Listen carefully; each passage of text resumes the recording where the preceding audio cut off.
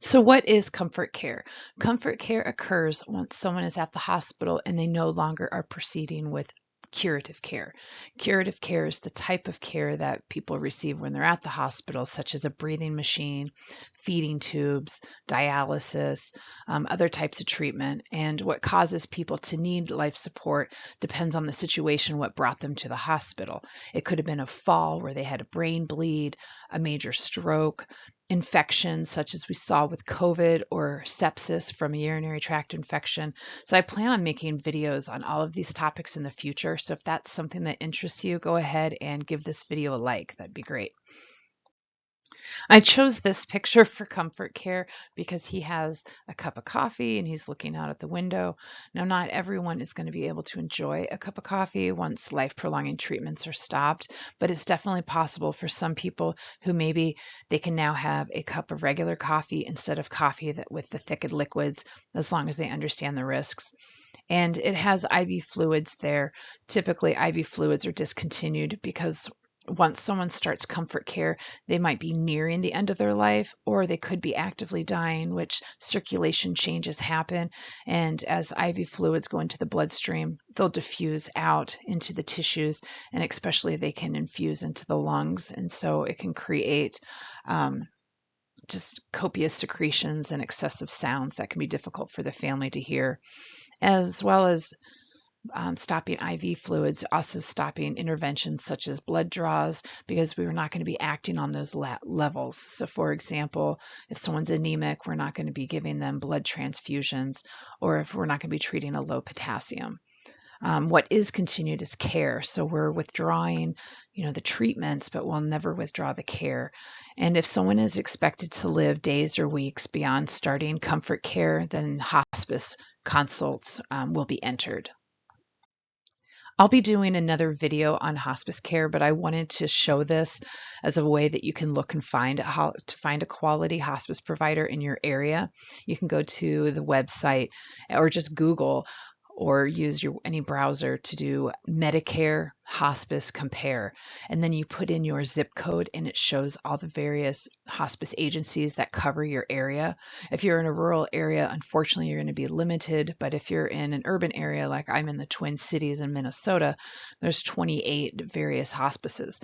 And when I plug in my zip code, it shows, you can see the ratings from some hospice companies only have 1 star, and people would not recommend them up to 4 stars. And so obviously, if I had a loved one or myself, if I was nearing the end of my life, I would want to reach out to the 4-star companies. So that's something I like to show, but I will link that hospice video down below in the comments for you.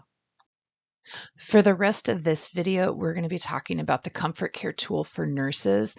It was designed by Dr. Bonnie Freeman, who is a palliative care nurse practitioner, and she designed it for nurses working in a hospital setting.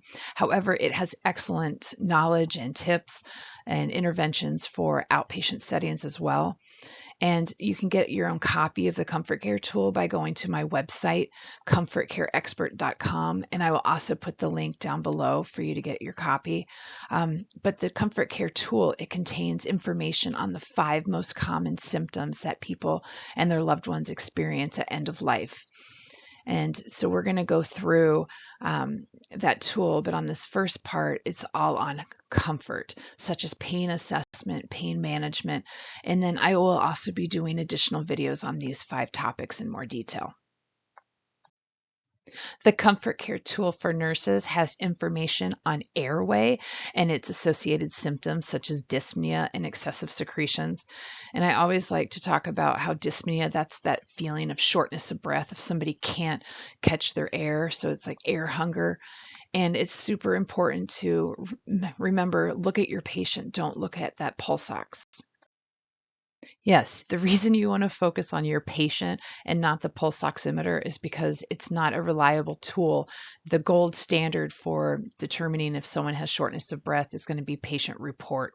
So ask them if they are having shortness of breath or if they feel they're having a hard time catching their breath. I have had patients feel short of breath with an pulse ox like this one that says 98%. And I've had people that were just breathing normally. They were not having any shortness of breath, and their pulse ox was 76%. So gold standard is you want to ask them. And the treatment for that is for an opioid, because as I'll talk about in another video, opioids help, they cause vasodilation of the blood vessels around the alveoli. So you're actually having more blood get to the airways, and then that's going to be more blood that to pick up the oxygen that's available. So that's why opioids can help with that breathlessness. And as I already mentioned, but it's such an important point to make again, is that at end of life during comfort care, we do not do IV hydration, because since circulation is impaired, when the IV fluids go into the bloodstream, it often just diffuses out into the tissues. I've seen people's arms swell, and even you have to put chucks underneath their arms because they're leaking. There's that serous fluid that comes out, and then also that fluid goes to the lungs, which can then create more copious secretions that people will cough up at end of life, and it can be really disturbing for family members to hear that. So that's why we don't do IV fluids. I've heard that there isn't a euphoria that can happen with being dehydrated. It's just something that happens naturally from being dehydrated at end of life. There are literally hundreds of reasons why people get restless at end of life, but the most common causes, it could be maybe they have uncontrolled pain that they're not able to verbalize. And so oftentimes you want to give an opioid to help rule out, to see if the restlessness subsides, or maybe assess for bladder distension. Sometimes urine retention can happen at end of life. So if you don't have access to a bladder scanner, you can palpate and see if their bladder feels firm. And then something huge is to rule out constipation.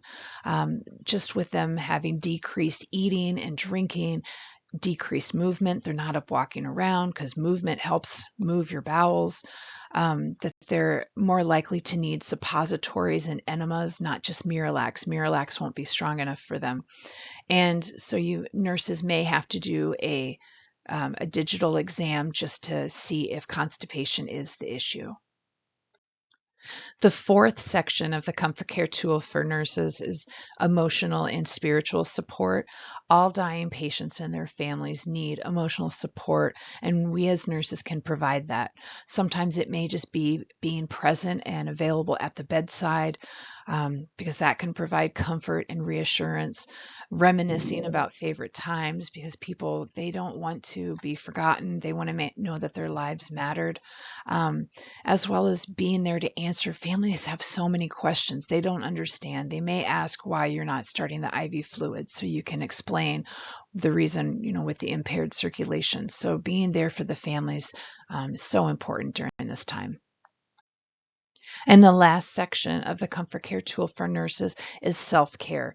Being nurses and working alongside people that are dying, it is difficult work. And so if you're unable to take breaks or find some way to process the grief that you're dealing with, you can get burnt out and unable to keep doing this work. So finding a community of nurses, like the one I'm creating a comfort care club, but creating, finding space where you can talk with others about your experiences, as well as a way to debrief with others, that can also really help. So we just went over the 5 most common symptoms of those at end of life, and you can get a copy of the tool by going to my website, comfortcareexpert.com, or I'll put a link down below. Thank you so much for watching.